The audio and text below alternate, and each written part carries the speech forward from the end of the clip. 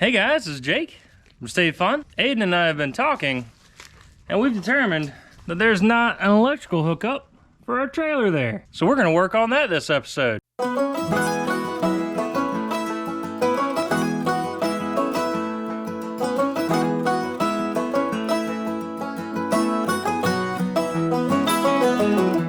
To remedy the situation with the trailer brakes, we need two things. Number one, a 7-way connector. And what this is that's just a 7-pin connector. It's very standard for most trailers that have trailer brakes. And this one actually comes with a 4-way off to the side so that I can connect something like a utility trailer that doesn't have trailer brakes. So I can run either utility trailer or trailer with trailer brakes off of either of these without having to go through a converter from the 7 to 4. Now to control this, you need a brake controller. What this does, it sits inside the cab and you hook it up however the instructions say, which is basically connection for the brake light and power and signal out to the brake controller connector. This one in particular uses a time-based method to gradually apply the brakes, and you set things like maximum brake amount and ramp speed type thing to help it determine how fast to ramp the brakes online and how much is a maximum brake amount. That way it's kind of a gradual, as you're slowing down, it's slowly applying more brakes to slow you down even faster. We're gonna get them installed on this truck here, and then we'll be able to tow things like a car, so that when we go camping, by the way, this truck can have a camper in the bed. If y'all haven't seen those videos, go check them out. We actually remodeled the camper, which is a pretty freaking awesome setup if you ask me. And when we take it camping, I want to be able to tow a vehicle so that we have something to drive around while we're there, especially if we go on like week-long trips or something like that. You don't want to be stuck at the campground the entire time. You might want to go explore the area. So that's what we're doing, hooking up trailers so that we can enjoy it a lot more. Let's get to it. So we're going to start off on the inside with the brake controller. Now if you have a newer vehicle, you might be able to plug in this nice nifty connector into the pre-wired trailer brakes system, but that wasn't an option in 62. So I'm gonna cut that connector off and use each of these wires based on their color code and what the instructions told me. The black wire is positive feed. Red wire goes to the cold side of your brake switch, and the blue wire is the brake controller line. So this is what actually goes back to the connector in the rear of the vehicle for the brake control portion of the connector. Now, what I mean by the cold side of the stop switch is on the brake line switch, there should be a connector piece that is off when your foot's off the pedal, and then turns on or goes to 12 volts when you push your brake pedal down. So it's cold normally and hot when you press the pedal.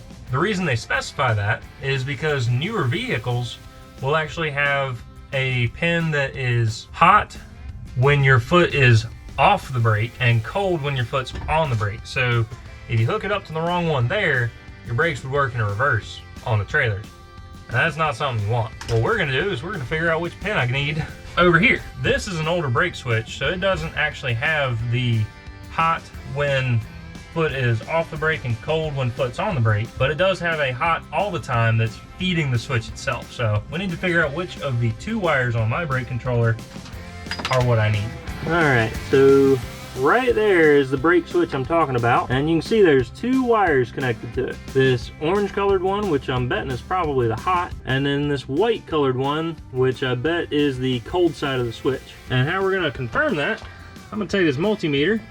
I've connected to ground, and one of the first things you need to do with a multimeter when you connect to a ground is make sure it's a good ground by taking your positive lead and touching something that should be hot or powered, which for me is on the fuse block back here that you can't necessarily see. The bottom portion of that fuse block should be hot, and it is. That means that I have connected to a good ground here on the bolt. So now I can take my probe and touch it against the metal on that side of the switch, and I'm reading it, but you can't see it. It says 12.59 volts, which means that is hot constant. This one must be, that is 0 volts right now, and if I push on the brake pedal, I get 12.42 volts. So that white line is my cold switch, cold side of the switch. Now, confirming that was pretty simple for me, but it may not be as easy for you. So take your time and make sure you get it right, because if you don't, you're gonna regret it. So now that we know where all my lines need to go, I'm gonna go ahead and get a few lines ran. Now, the positive line wants an inline fuse of 30 amps for this one. Read your instructions and find out what yours wants. It did not come with a fuse holder, but I happen to have one already. So I'll wire this in series with the wire going to the positive of the battery. The negative, it wants you to go all the way to the battery with it to make sure you have a solid connection. And then the blue wire, I'll run the wire all the way back to where the trailer connector is gonna be on the rear. Now, keeping it straight, since the only color wire I have is white, I guess what I'll have to do is maybe mark the wire with a Sharpie, especially the ones going to the battery, so I know which one's positive and negative once I go through the firewall here. So let's get some wires ran. All right, so I got a roll of 12 gauge wire, which is what the instructions say to use for wiring to the power, ground, and trailer brake controller, and then at least 16 for wiring to the cold side of the brake switch. So let's figure out how long this probably ought to be. And I do have a nifty little hole right there that I can send my wires through, so that's kind of nice, I guess. Let's start out with just pulling a little bit off and around the world. Go ahead and cut that. And then I'll just make a second one the same length. All right, 2 wires cut. Next step's gonna be crimping on the connector so we can connect to the positive and negative of the battery, soldering in the fuse holder, and running the wires through the firewall. And I brought some black tape out so I can tape up what I'm gonna call the positive line, because it's a black wire on the inside, so that'll help me kind of remember black, and then the ground is a white wire on the inside, which will be perfect for the white line out here. So that's my positive, which means I need to put an inline fuse. You'll typically forget to put the heat shrink on the wire beforehand. I've been sitting here reminding myself every 5 seconds so that I wouldn't. All right, let's get the soldering iron heating up. We'll solder this one together and then I'll do the other side. All right, there we go.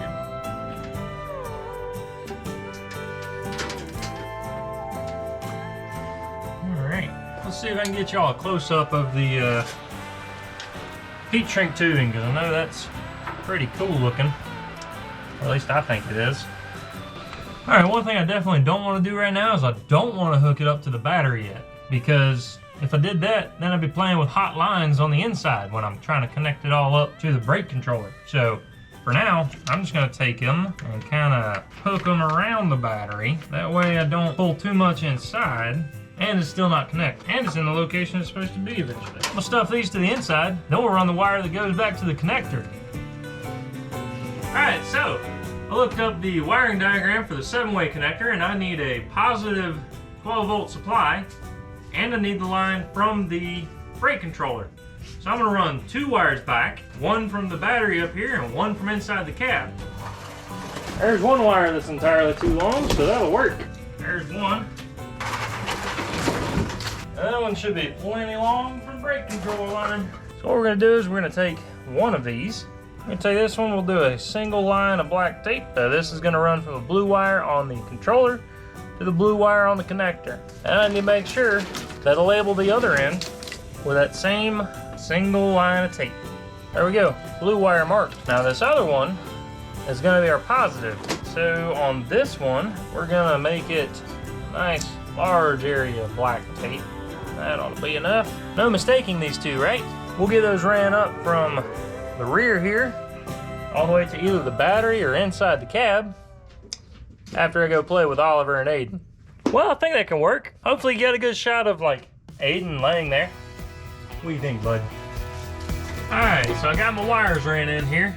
We got ground, trailer brake, and power. Probably still got a good bit of slack to pull in from each of these. I made this one long enough. Either that or I'm pulling it from the back side. Let me go pull it back.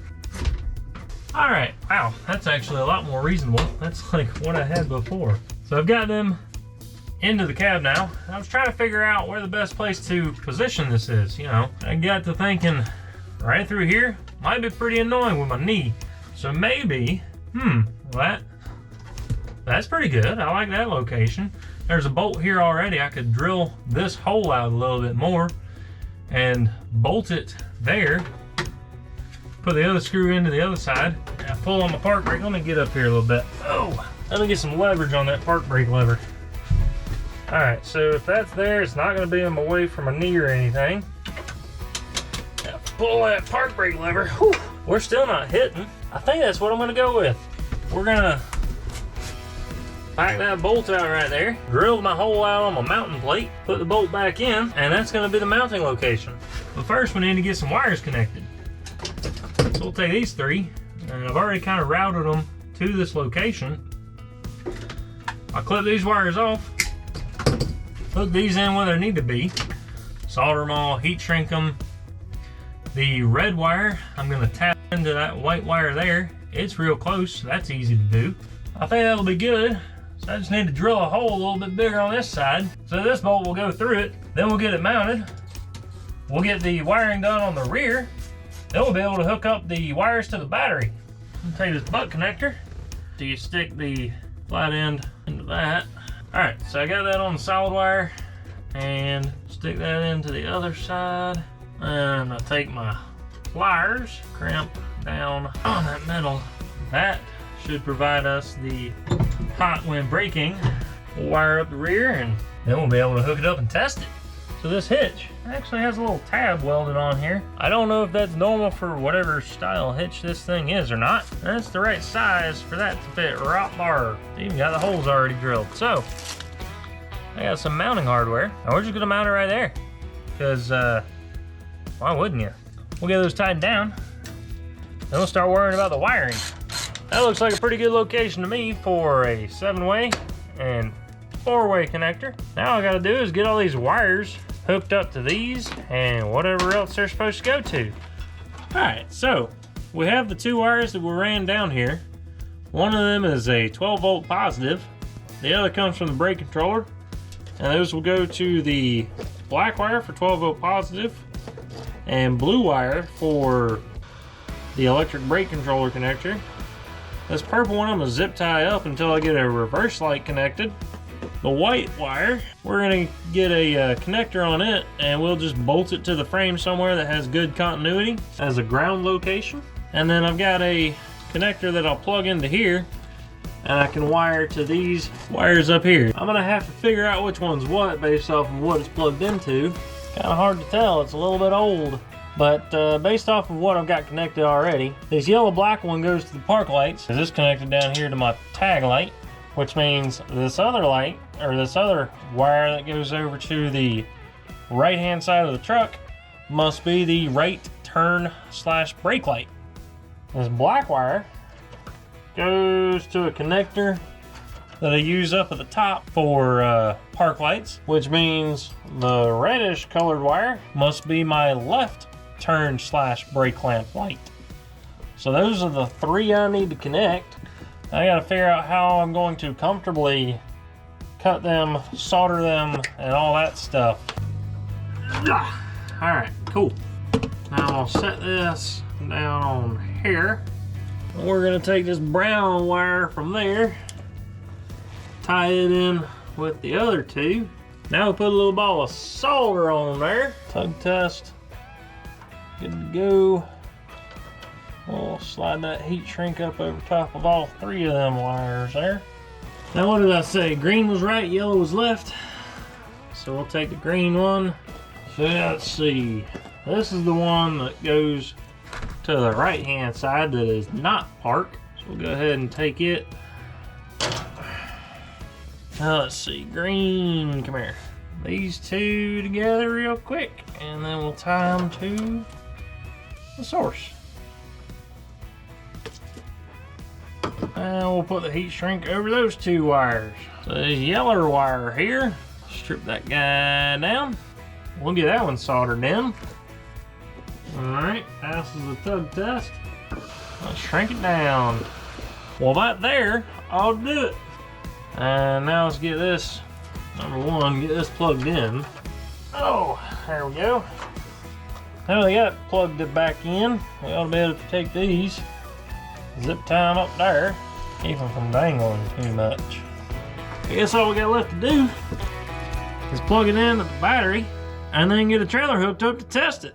Connecting it here at the battery really ain't all that difficult. You're gonna take your positive wire next to your positive, and you should have a positive for the wire that goes back to the rear as well. So both of those go to your positive. Negative obviously goes to your negative. So with that all hooked up, we should be able to go get a trailer and then see if the brakes work. So I borrowed a dolly from my grandpa, and on the way home I realized that the park brakes and the brake lights aren't working. That's a problem. So we're gonna be troubleshooting that. Now I think that the electric trailer brakes are actually working, because on the brake controller in the cab, I actually did see the light come on that shows, it's just a little dot normally. The dot is on saying that it recognizes a trailer is attached, and when I press on the brakes, it counts up in the percentage of brake that it's applying. So I believe the brake controller is working and the connection for the brakes is working. I just have an issue somewhere with the park light and left and right brake lights. So we're gonna pull out a multimeter and start troubleshooting that a little bit. We took the 7-way plug, and Emily and I were just tracing out wires, trying to figure out why the ground wire didn't seem to make it back here to this plug, which is how ground, tail light, and park light goes to this plug, which transitions out to each of the lights. I could get continuity on the brake light line, but I wasn't getting continuity on the ground line or the park brake line. And lo and behold, Emily actually found these wires right here are cut, which if you look closely at the colors, white, that's my ground, brown, that's my park light, and then this yellow one is still barely connected, and green and blue are connected. So that's why trailer brake was connected. It was probably grounding through the ball instead of through the wire coming back. Continuity on both of the brake light lines was fine because there was just a little bit of contact still. So now I'm gonna cut all those off, strip them back, solder them on, heat shrink them all together, nice and clean, and then we'll test it out again. I'm not gonna bore y'all with the soldering and stuff. Y'all just see it when it works. All right, so I got all these wires put together and soldered back and all that, so that looks pretty neat. We got a little piece of that cover still left, so I'll kind of cover over the soldered section and zip tie it in place. But now, I guess it's about time we get to test it. Brake lights. Well, I got it pressure washed off. Now the lights are actually a sealed beam, so I'm gonna have to run out to O'Reilly to try and find some of them. But that's a perfect time to test out the trailer brakes and see if they work. We still have brake lights on either side, and it's still daylight, so park lights aren't a problem right now. We're gonna go ahead and get the escape loaded up, and then we'll see if it works or not. We got the escape loaded up, as you see. I'm gonna try to back up straight a little bit. We'll see how well that turns out. But I'm gonna do a quick little brake test, make sure that the trailer brakes are functional before we head down the driveway. That'll kind of tell me how well it's gonna work.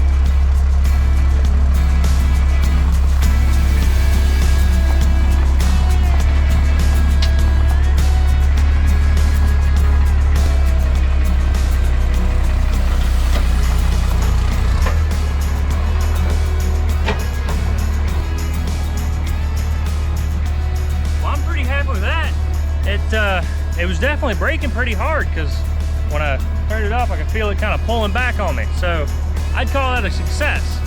Thanks for watching. Y'all have a good one.